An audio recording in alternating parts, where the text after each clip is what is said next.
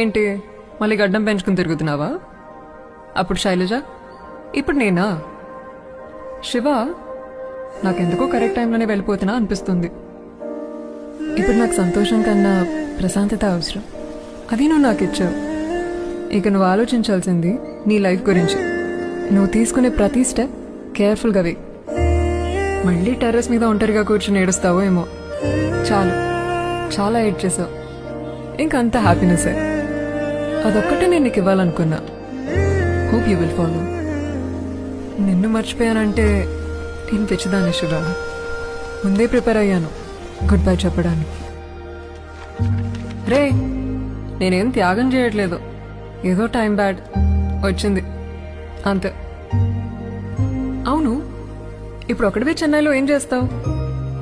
ఒకటి చెప్పనా? చెప్తే నీకు కోపం వస్తుంది.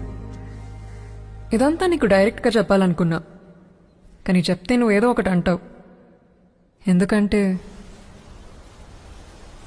నీకు మాట్లాడడం రాదు కదా.